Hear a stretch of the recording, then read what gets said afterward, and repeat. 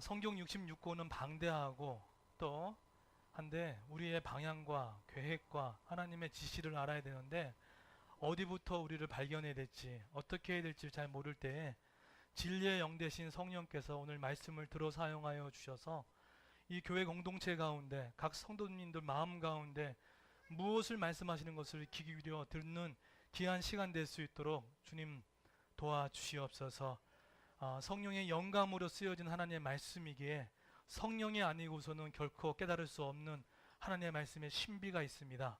우리의 듣는 귀가 복되게 하시고 마음 가운데 성령으로 일깨워 주셔서 들어도 기억나게 하시고 돌아가서도 기억나게 되게 하시고 들었던 이 말씀이 순종의 삶으로 말미암아 열매를 맺는 귀한 말씀이 될 수 있도록 도와주시옵소서. 예수님의 이름으로 기도드렸습니다. 아멘. 우리 한 번만 다시 한번 인사해 주십시오. 잘 오셨습니다. 같이 한번 인사해 주십시오. 네, 정말 잘 오셨습니다. 예. 하나님의 나라 공동체로 세우기 여덟 번째 시간인데요. 오늘 제목 한번 읽어볼까요? 우리 시작. 무엇이 다시 한번 무엇이 시작. 무엇이 풍성한 삶을 가능케 하는가? 예, 오늘 이 말씀을 가지고 같이 한번 나눠보겠는데요. 지난주에 사실 제가 존 파이퍼 목사님에 대한 책을 누구한테 소개받아가지고 그 책을 좀 보려고 서점에 갔는데 그 책이 또 공교롭게도 좀 없더라고요. 근데 다른 책이 그 진열되어 있는 책을 봤습니다. 근데 그 책 제목이 뭐냐면 눈에 확 들어와서 이 책을 구입해서 읽었는데 한번 띄워주시겠습니까? 예, 혹시 영어 발음 좋으십니까? 예, Counterfeit Gods. 예, 저 뜻이 뭐냐면 Counterfeit이라는 것은 가짜의 헛되이라는 뜻을 갖고 있습니다. 근데 저 책의 제목이 뭐냐면 내가 만든 신이라는 책이었습니다. 내가 만든 신. 근데 이 제목이 너무 강렬해서 대체 무슨 책일까 궁금했습니다. 그래서 원래 사려고 했던 책을 사지 않고 이 책을 구입해서 읽게 됐습니다. 근데 이 책에 서론 부분에 이런 얘기 나오더라고요. 다소 좀 강하게 얘기하더라고요. 내가 만든 신은 반드시 나를 배신한다 라고 이렇게 시작되더라고요. 근데 궁금했어요. 대체 내가 만든 신이 뭘까? 그래서 그 열거된 내용을 하나 일면 찾아보니까 첫 번째가 뭐가 있냐면 평생 소원, 네. 그리고 두 번째가 사랑, 그리고 세 번째가 돈, 그리고 네 번째가 성취, 그 다음에 네 번째가 권력, 그리고 마지막으로 문화와 종교. 이게 지금 우리 현대인들이 만들어내고 추구하는 지금의 신이라고 얘기를 하더라고요.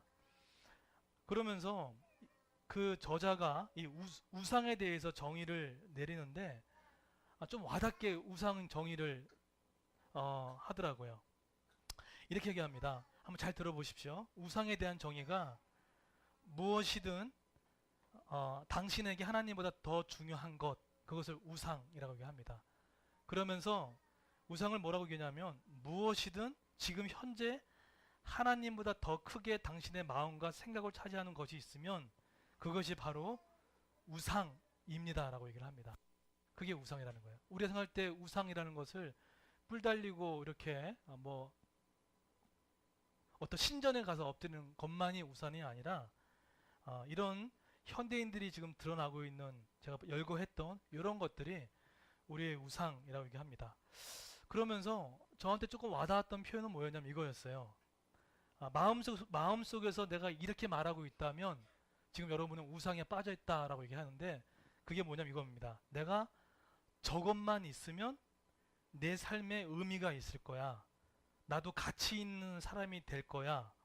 내가 중요해지고 안정감이 들 거야. 라는 마음이 지금 있다면 그것을 지금 자기가 숭배하고 있다라고 얘기를 합니다.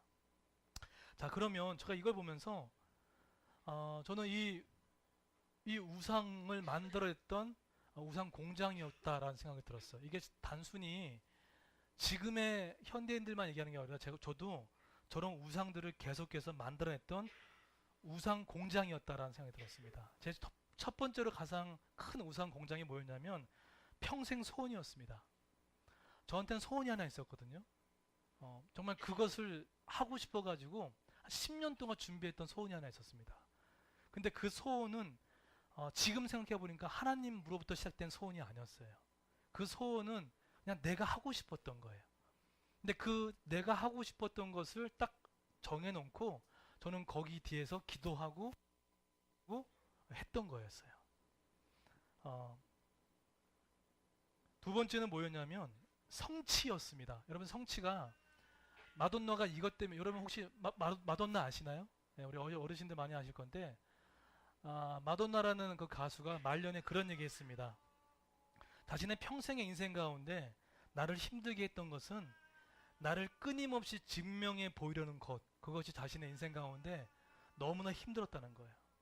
그래서 이 성취라는 건 뭐냐면요, 내가 이 정도가 돼야지, 내가 이 정도가 소유가 돼야지, 이 정도의 위치가 있어야지 돼서 끊임없이 자신을 기준을 설정해 놓고 그것을 해결하기 위해서 걸어가는 것, 이것을 성취라고 합니다. 근데 여기에는 하나님이 다 수단이 되는 거예요. 예배도 수단이 되고 기도도 수단이 되어지는 거예요. 왜? 그 성취를 얻기 위해서 내가 달려가는 것, 이것을 현대판 우상이라는 거예요. 제가 이 두 가지가 20, 30대 보냈던 제가 만들어냈던 우상 공장에서 만들었던 제품이었던 것 같습니다. 그런데 여러분, 제가 느꼈던 이 감정이 여러분도 혹시나 느끼고 있다면 여러분도 혹시 자신만의 우상이 있는지 모릅니다. 만약에 제가 열거해 드릴게요. 만약에 지금 자신의 삶이 신앙생활하고 있음에도 불구하고 이런 특징들이 있다면 한번 점검해 보십시오. 첫 번째 특징은 지금 과정이 행복하지 않는 것. 그럼 한번 점검해 보시고요. 그리고 두 번째는 뭔가 계속 쫓기는 인생. 예. 쉼이 없는 인생. 그리고 세 번째, 진정한 평안과 쉼이 없는 것. 같은 말이겠지만, 네 번째로 다른 사람이 내 인생을 개입하는 것을 용납할 수 없는 마음.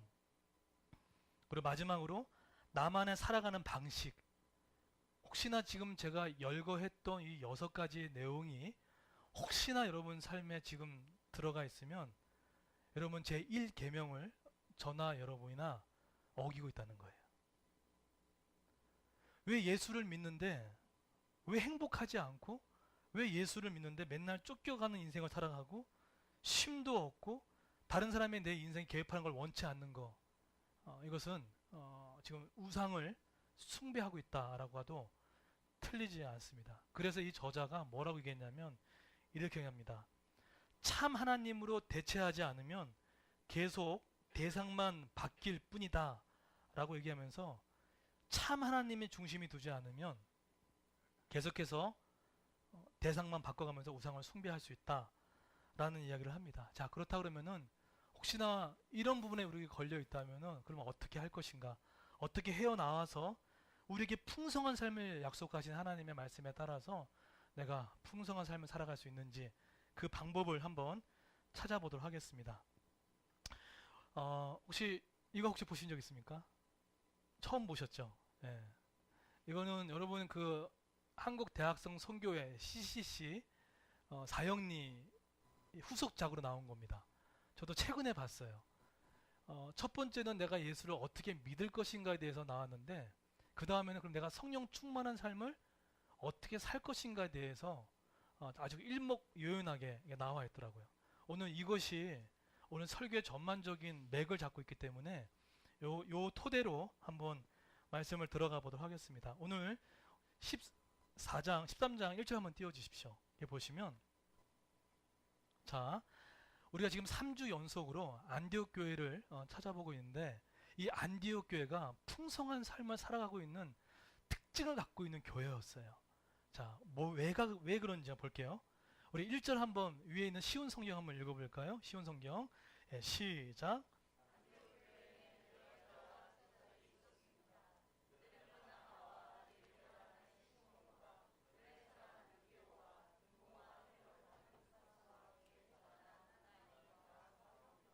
네, 지금 무슨 말인지 잘 모르시겠죠?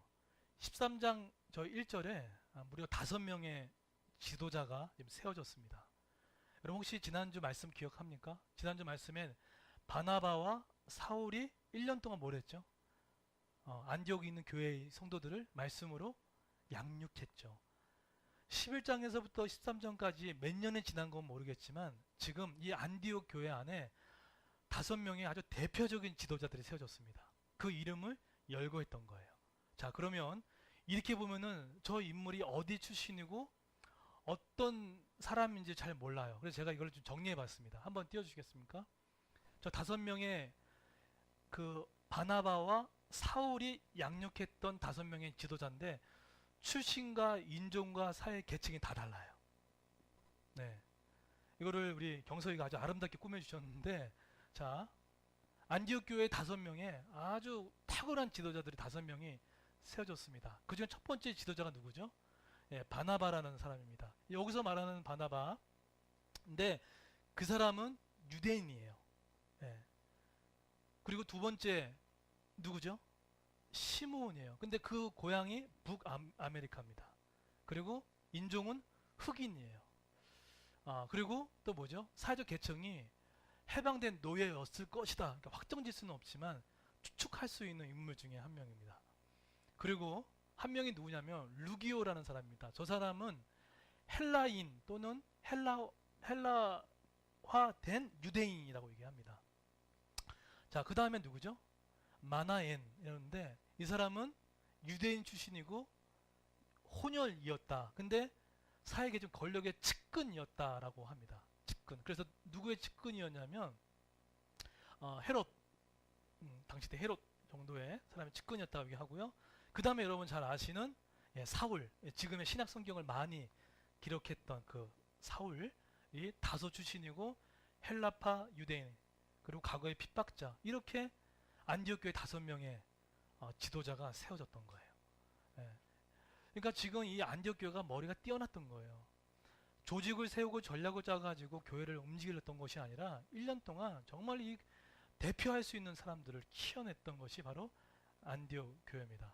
우리도 아주 훌륭한 직임들이 계시죠. 그런 것처럼 키워냈던 거예요. 자, 그런데 자 보세요. 출신도 다르고 인종도 다른데 안디옥 교회 5명의 지도자가 나타났는데 이 교회가 제대로 갈 수 있을까라는 생각도 합니다. 누가 대표적인 지도자인지 모르거든요. 담임 목사가 누군지는 몰라요. 그냥 5명의 지도자예요. 근데 어떻게 출신도 다르고 인종도 다르고 학력도 다르고 배경도 다른데 어떻게 저 사람들이 하나의 하모니를 만들어 가지고 안디옥 교회 390년의 역사를 자랑하는 안디옥 교회를 끌어갔을까? 기초를 놨을까? 저는 그게 궁금했어요. 그게 궁금했습니다. 이 자리에도 연령이 70대 되신 분도 계시고 80대가 되신 분도 계시고 목회자도 있고 성사님도 계시고 지금 갓 예수를 믿는 분도 계시고 아니면 오랫동안 믿었던 분도 계시고 다양한 분들이 계십니다. 여러분 회사를 경영하신 분들한테 한번 물어보시겠습니까? 단 2사람은 직원이 있어도 힘들어요. 한 사람도 있어도 되게 어렵습니다. 심지어 내 부인, 내 남편도 제대로 안 될 때가 있는데 이 5명의 출신 다른 사람들을 어떻게 하모니를 이뤄냈을까? 저는 그게 참 궁금했어요. 그런데 오늘 그 힌트를 안디옥 교회가 주고 있습니다. 이것이 여러분 가정에서도 마찬가지고요. 혹시나 사업을 꿈꾸는 분도 마찬가지시고 아니면 교회 가정교도 마찬가지입니다. 그 비결을 안디옥 교회가 가지고 있었어요. 자, 그게 뭔지를 한번 보십시오. 2절 한번 띄워주시겠습니까? 2절 한번 띄워주시면 2절을 한번 다 같이 한번 이게 해답이었어요. 이 안디옥 교회가 어떻게 했는지. 자, 2절 한번 읽겠습니다. 시작. 그들이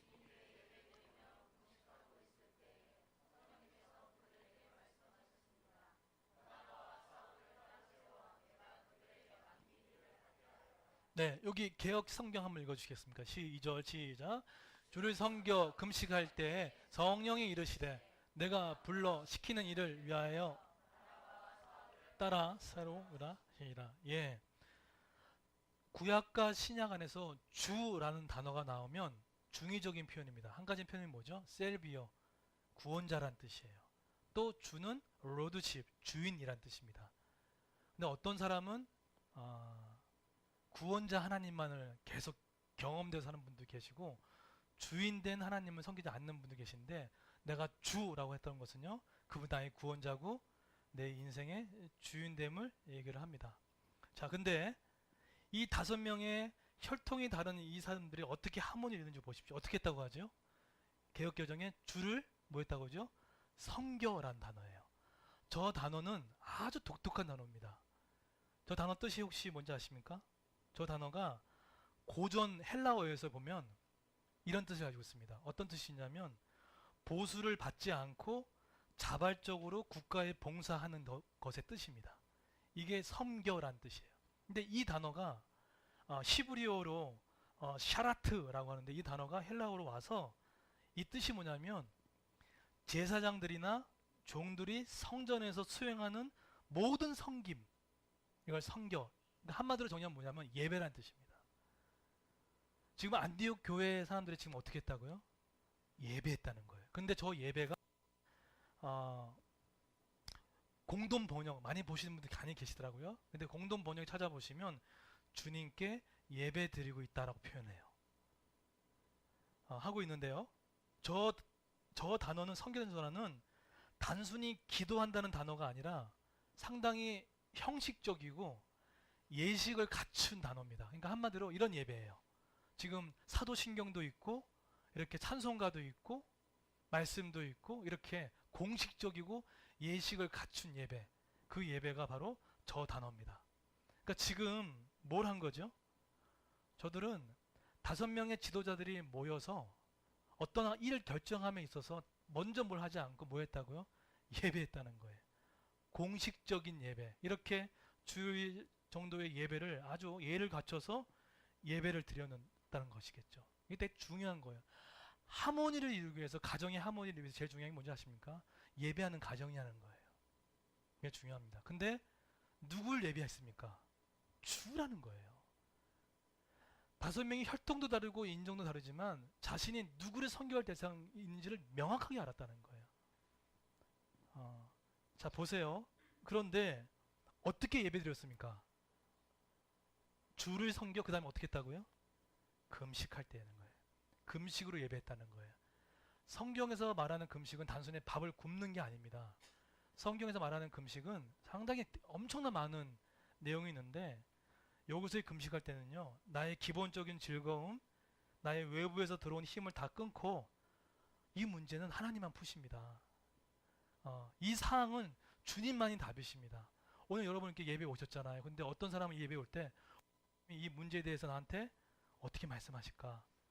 내가 이 꼬여있는 이 문제를 하나님은 어떻게 해결점을 주실까라는 기대임을 갖고 오신 분과 그냥 이 예배이기 때문에 온 이 예배는 전혀 다릅니다. 근데 그들이 드렸던 예배는 섬겼다는 것, 금식했다는 것은 이것이 하나님만 답입니다라는 것 갖고 이렇게 예배 드렸다는 거예요. 자, 근데 저는 아까 제가 서론에 열거했던 그 책의 결론이 좀 되게 궁금했어요. 여러분 궁금하시죠? 예. 평생 소원, 권력, 성취, 그죠? 문화와 종교, 내가 만드는 신을 살아가고 있는데 그러면 그 책을 썼던 분은 팀켈러라는 목사님인데 뉴욕 한복판에서 10,000명이 넘어가는 20, 30대, 40대에 머리 팽팽 돌아가는 미국 사람들, 청년들을 대상으로 목회를 하는데 과연 자기가 만들어가고 있는 신, 카운터핏 갓을 섬기고 있는 그들한테 어떤 대안을 줬을까라는 게 궁금했어요. 그래서 중간만 다 읽다가 빨리 급하게 결론부를 찾아봤습니다. 예, 마음이 급해가지고 결론 찾아봤어요. 여러분도 그걸 원하지 않겠습니까? 예, 저도 그랬어요. 근데 제가 읽어드릴게요. 어떤 해답이 나왔을까요? 예, 어떤 해답이 나왔을까요? 제가 읽어드릴게요. 이런 해답이 나왔습니다. 어떻게 하면 복음의 진리를 내 삶 속에서 시각화해서 우리의 모든 감정과 행동까지 복음을 빚어낼 수 있을까? 다른 말로 하면 어떻게 풍성한 삶을 살아갈 수 있을까인 거예요. 이렇게 얘기합니다. 이때 필요한 것이 개인 기도, 공중 예배, 묵상 등의 영성 훈련이다. 영성 훈련은 기본적으로 예배의 여러 형태이다 라고 얘기하면서 덧붙여 이 얘기가 중요합니다. 뭐라고 얘기합니다. 마음의 우상을 대체하는 궁극적인 방법은 바로 예배이다. 지적인 이해만으로는 우상으로부터 해방될 수 없다라는 거예요. 어, 너무 좀 시시하나요, 답이? 뭔가 좀 기가 막힌 거, 그죠? 화려한 거 있을 것 같은데 그 뉴욕의 한복판에서 대안을 줬던 것이 바로 전통적인 우리가 추구하고 있는 것이 뭡니까? 예배인 거예요. 예배. 지난달인가요? 우리 찬양팀이 우리 주영제도 인도로 새로 들어오고 우리 하영이 아버님도 우리 같이 또 이렇게 찬양팀에 들어오고 많은 변화가 있었습니다. 그래서 사실 고민됐어요. 서로 성격과 아는 수준도 다르고 또 만나는 횟수도 많이 적었는데 어떻게 7명, 저까지 포함해서 7명의 영혼들의 하나의 음을 내서 하모니를 이뤄서 이렇게 주일 예배를 잘 하나님께 섬길까 이게 많이 고민됐어요. 그래서 날짜는 정했습니다. 언제 만나겠다 해서 날짜를 정해놓고 많은 생각을 했습니다. 어떻게 한 하모니 이룰 수 있을까? 근데 답이 없더라고요. 그래가지고 그냥 근처에서 식사를 했습니다. 그래서 그때 들었던 마음이 이거는 얘기하면서 한번 나누면 좋겠다 라고 해서 식사를 맛있는 막국수도 먹고 냉면도 먹고 하다가 식사하자마자 그 2층에 사람이 없어서 바로 그 자리에 잠깐 회의를 했습니다. 근데 회의를 할 때 어떤 한 분이 이런 얘기를 하더라고요. 저는 사실 머릿속에 성경 공부를 해야 되나 막 이런 생각들이 있었거든요. 근데 어떠한 지체 한 분이 이런 데더라고요. 목사님, 우리 한 달에 한 번을 모이는데 모이면 먼저 예배했으면 좋겠습니다 라고 하는 거예요. 그 다음에 예배한 다음에 피드백 했으면 좋겠습니다. 그런 얘기 하는데 되게 단순하잖아요. 근데 그 말이 되게 시원했어요. 시원하고 뭐랄까요. 그냥 그 예배라는 단어가 그냥 꽉 박혔어요. 그리고 너무 쉽다는 생각이 들더라고요. 그렇지. 예배하면 되는 거지. 뭔가 복잡하게 일일이 맞출 게 아니라 주를 대상으로 같이 찬송하고 기도한 후에 회의를 해도 충분히 되겠다는 그 마음이 아주 강렬하게 들기 시작하더라고요. 너무 간단했지만 너무나 크게 와닿아서 한 달에 한 번씩 예배하기로 했습니다. 같이 토요일 날 만나서 예배한 다음에 회의도 같이 하고. 근데 그게 마음을 너무 편한 거예요. 한 달에 한 번씩 모이는 게 마음이 편한 게 아니라 그것도 좀 있어요. 예. 매주 모이다가 한 달에 한 번도 하니까 좋아요. 참 좋습니다. 좋은데 그것도 더 크겠네요. 그렇죠? 한 달에 한 번도. 근데 좋았어요. 되게 그 한 단어가 너무 좋았어요. 그런데 제 고민이 뭐였냐면 근데 예배를 드렸는데 삶의 실제가 안 되는 건 어떡하지? 여러분 그런 고민 해보셨잖아요. 그죠? 예배는 드렸는데 내가 삶의 실천이 안 되는 분들 계시잖아요. 그런데 아까 그 읽었던 그 책이 그 답까지 있더라고요. 뭐라고 하는지 아십니까? 이렇게 얘기합니다. 분석도 진리를 찾는 데 도움이 될 수 있으나 그 다음에는 기도로 그것을 내면화해야 됩니다라고 하는 거예요.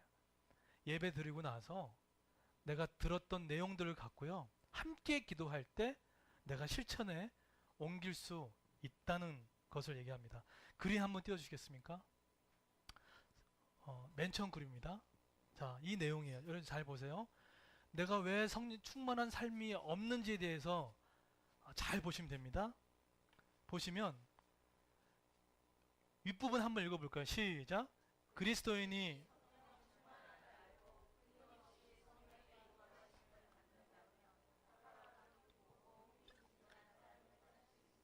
네, 약속하셨어요. 근데 이 사형리 안에서 성령 충만한 사람과 세상적인 사람의 특징들을 구별하는데 이 그림을 성령 충만한 사람 정의를 너무 잘 내려놨어요. 뭐라 하죠? 성령 충만한 그리스도인의 특징은 성령의 인도를 받으며 성령의 능력으로 행하는 사람을 성령 충만한 그리스도인이라고 합니다. 그런데 그 삶의 특징의 그림을 잘 보세요. 혹시 이 그림이 이해되시죠? 인생이라는 인생 의자 위에 내 인생입니다. 우리 인생 가운데 중심에 누가 있습니까? 십자가? 예. 예수 그리스도가 내 삶의 중심이 된 거예요. 근데 나는 어디 있습니까? 십자가 밑에 있어서 나 자신은 삶의 중심에서 내려와 모든 것을 예수 그리스도께 맡긴 거예요. 그런데 그림을 보시면 상당히 안정적입니다. 그죠? 질서가 있습니다. 그래서 밑에 거 보실까요? 밑에 한번 요거 한번 읽어보시겠습니까? 시작. 모든 일을 예수 그리스도께서 주관하심으로 하나님의 계획과 일치된 생활을 하게 됩니다. 예. 내 인생의 보좌에 자기가 아니라 예수가 내 인생의 핸들을 갖고 가신다고 하면 당연히 그 결과는 아주 질서가 있고 일치된 생활을 하고 있다는 거예요. 이게 성령 충만한 그리스도의 모습이에요. 자, 그러면 반대로 세상적인 그리스도인 특징을 볼까요? 같은 그리스도인입니다. 같이 예수를 믿어요. 근데 특징이 뭐죠?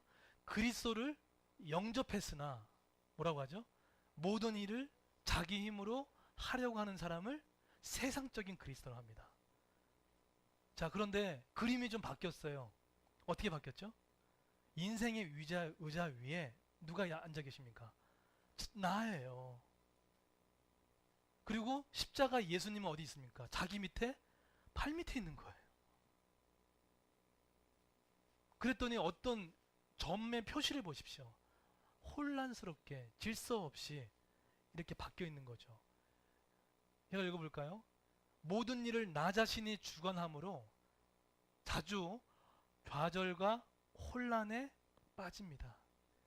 내 인생의 좌절과 혼란한 인생, 그리고 자꾸 뭔가 이렇게 헤매고 가는 인생은 내 인생의 의자 위에 예수님을 자신의 발밑에 내려놓고 살아가는 인생, 이것이 세상적인 그리스도인이라는 거예요. 그래서 오늘 성경 우리 밑에 있는 거 한번 읽어볼까요? 자, 육신에 속한 자, 육신이라는 것은 세상적인 그리스도인을 말합니다. 자, 한번 읽어볼까요? 시작.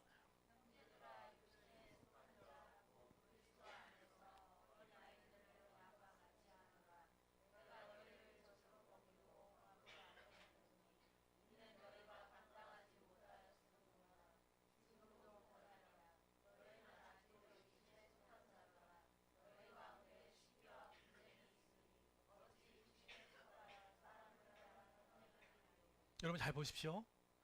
틀림없이 예수를 믿었던 사람들인데 뭐라고 하죠? 너희는 아직도 육신에 속했다는 거예요. 예수를 영접했지만 아직도 인생의 주인인 자기인 거예요. 이런 삶의 특징이 뭡니까? 너희 가운데 뭐가 있다고요? 시기와 분쟁이 있다는 거예요. 왜? 내가 모든 것을 내가 다 통제하니까 할 수도 없는데, 그러니까 막 다툼이 일어나고 시간도 낼 수도 없고 재정도 낼 수 없고 모든 게 자기가 머리의 중심이다 보니까 좌절과 혼란된 인생을 살아간다는 거예요. 왜 풍성한 삶을 살지 못합니까? 라는 질문의 답을 이렇게도 볼 수 있다는 거죠. 그러면 다음 그림 보십시오. 그러면 성령 충만한 그리스도인이 어떻게 살아가는지를 오늘 이 순서대로 얘기하면 어떻게 하죠? 하나님을 신뢰하는 성령 충만한 그리스도의 삶은 이렇다는 거예요. 어떡하죠? 처음에 예수님 중심의 생활이라는 거예요. 그리고 기도 생활, 말씀, 하나님을 신뢰하고 하나님께 순종하면서 권능을 받고 다른 사람을 예수님께 인도할 때 비로소 충만한 인생을 살아갈 수 있다는 거예요. 근데 그 충만한 인생을 뭐라까지 합니까? 밑에 거 한번 읽어볼까요? 이게 너무 중요했던 것 같아요. 읽어보겠습니다. 시작.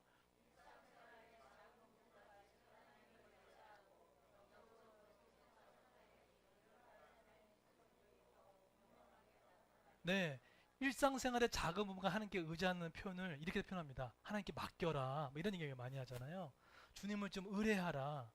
범사의 그를 인정하라. 그러면 내 길을 지도하시겠다. 네, 내 명체를 의지하지 말라. 똑같은 말입니다. 크고 작은 모든 문제들을요, 하나님을 의지하고 할 때 이런 저런 삶을 살아갈 수 있다는 거예요. 자, 그런데 자 보세요. 마지막 그림입니다. 하나님을 전적으로 신뢰하지 않는 삶의 세상적인 그리스도인의 삶의 특징들을 이렇게 나오고 있다는 거예요. 자, 어떻게 얘기 나오죠? 첫 번째, 영적 자원에 대한 무지가 있어요. 두 번째 뭡니까? 그 사람의 특징은요, 불신앙이에요. 그리고 불순종이에요. 왜? 자기가 중심이 됐기 때문에 예수가 말하는 거는 와닿지 않는 거예요. 또 뭐죠? 율법적인 태도. 그리고 시기. 여러분 왜 근심인지 아시겠죠? 근심, 걱정, 죄책감. 그리고 삶의 목적이 없어요. 그리고 하나님과 이웃에 대한 사랑 전혀 없어요. 돌아보지도 않아요. 그리고 뭡니까? 성경 공부에 대한 열정이 식어 있어요. 그리고 뭘 합니까? 기도가 게으른 거예요. 근데 이 책에서 상당히 날카롭게 있겠습니다. 이런 삶을 살아간 사람이 과연 정말 그리스도인가? 이걸 다르게 표현하면 정말 구원받은 사람인가예요. 날카롭게 얘기하면. 뭐라고 하죠? 그리스도인이라고 말하면서도 계속해서 이런 삶을 살아가면서 계속 죄를 짓는 사람은 그리스도인이 아닐 수 있다는 거예요.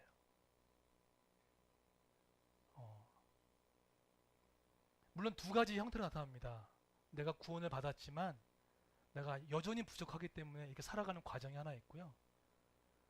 두 번째 형태는 정말로 내 인생 영접했을 때 정말 그 사람의 구원이 정말 그리스도를 왕으로서 주인으로서 모셨나, 아니면 내가 빨리 구원받고 싶어서 그 자영일을 했나, 그러면 그 사람의 구원이 한번 진짜 아주 그냥 크게 얘기했던 거예요.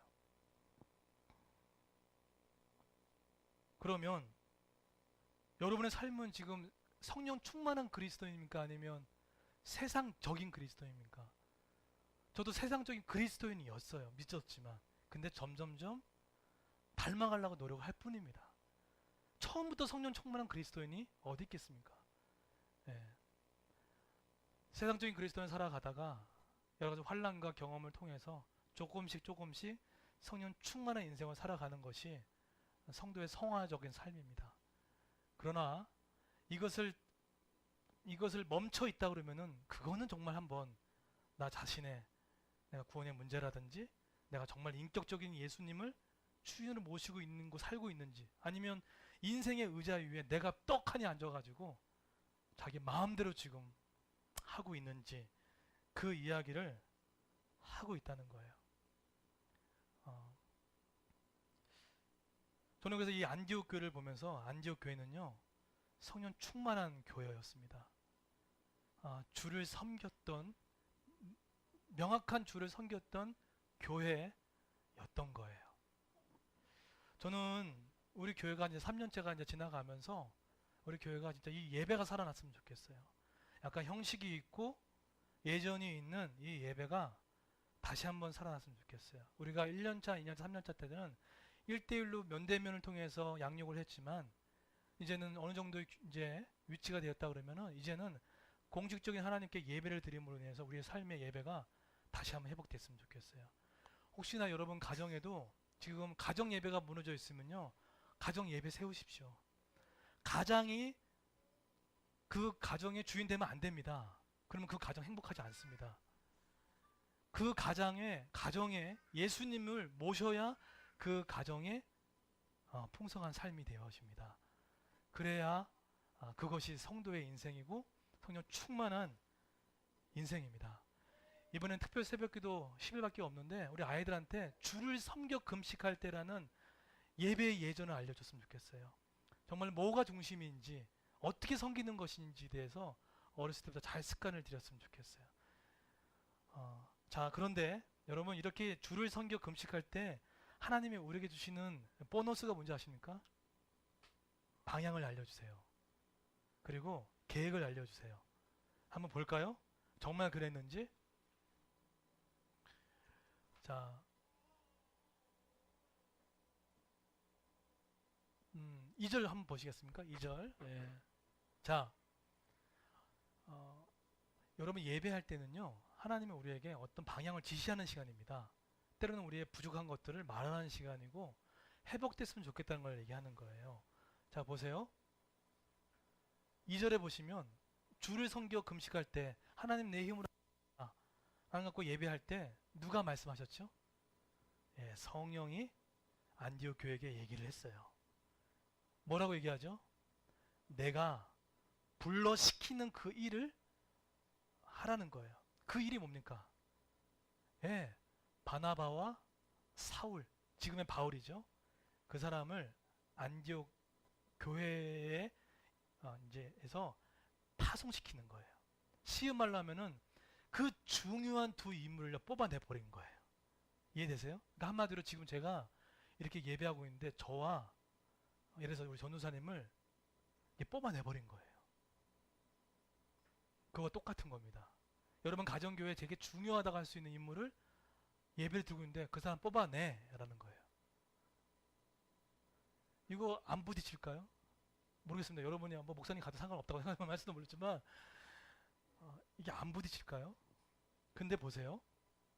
성령이 얘기를 했는데 이방인의 안디옥 교회가 최초의 이방인 선교사로서 2명을 뽑아냈는데 하라고 했더니 어떻게 하면 따로 세우라 라고 한 거예요. 근데 자, 안디옥 교회가 성령 충만한 교회인지 세상적인 교회인지를 잘 보십시오. 어떡하죠? 3절 보십시오. 뭐라고 합니까? 3절 예, 한번 띄워주십시오. 어떡하죠? 이에 금식하며 기도하고 2사람에게 안수하여 보내버려요.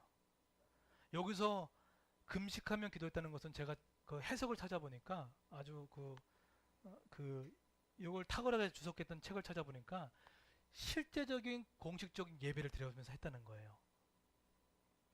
그래서 어떡합니까? 그 2사람을 지도자에서 5명의 지도자가 2사람을 뽑아요.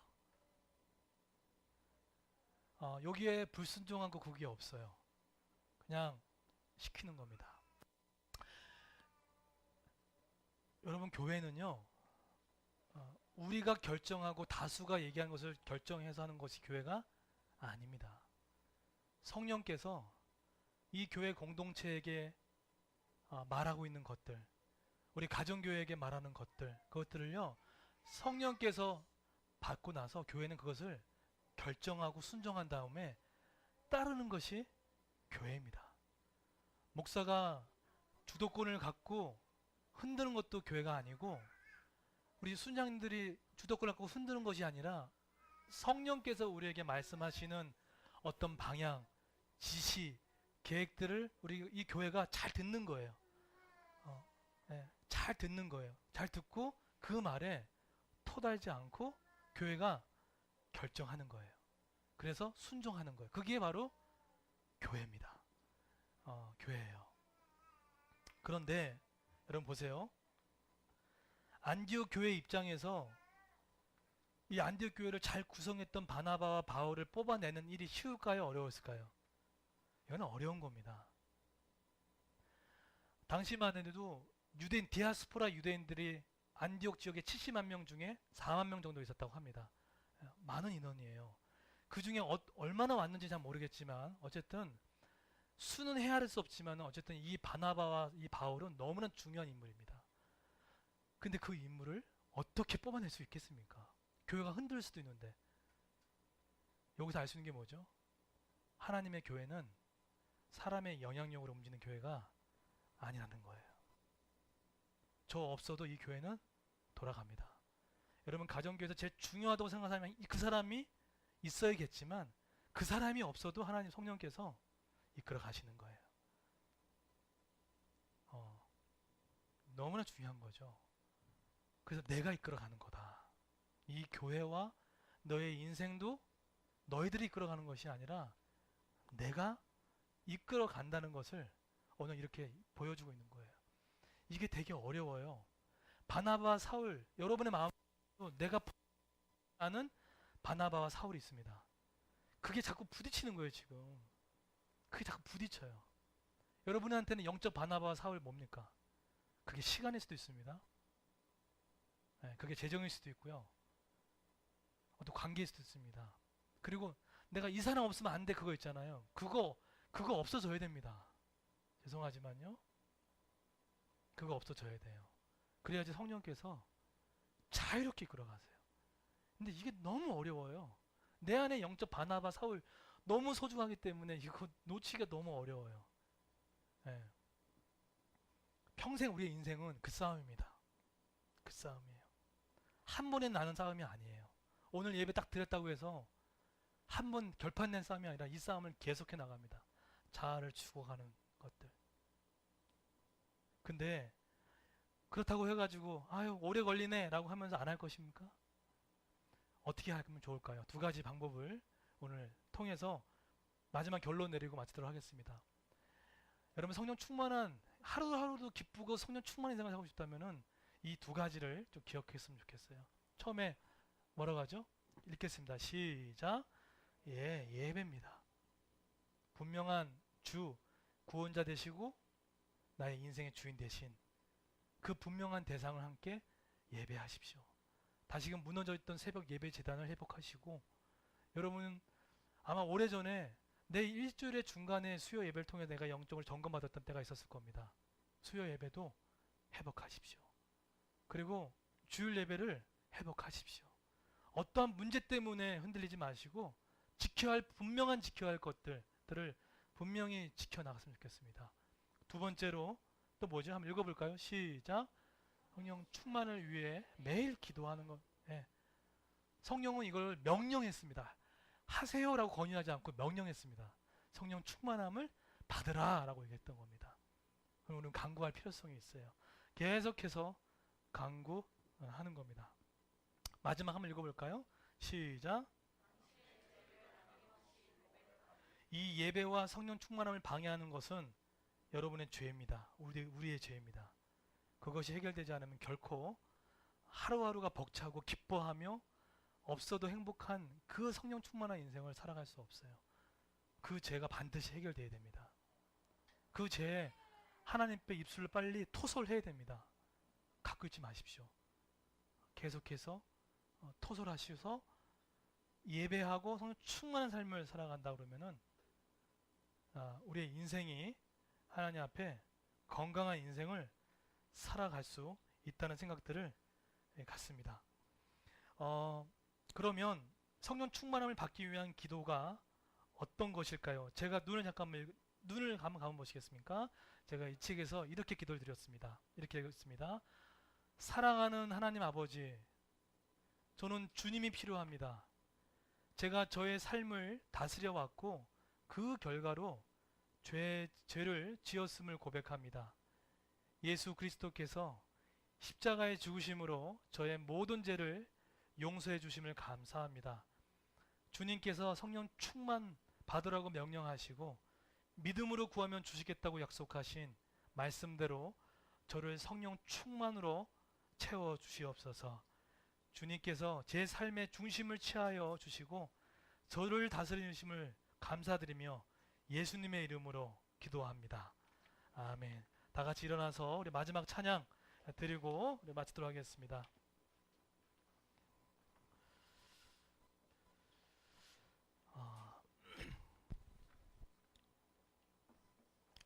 우리 예수 십자가에 흘린 피로써 우리의 죄를 토설하고 해결함으로 말미암아 우리의 예배가 살아나고 또 우리의 성령 충만한 삶이 살아났으면 좋겠습니다. 우리 예수 십자가에 흘린 피로써 같이 한번 찬양하도록 하겠습니다.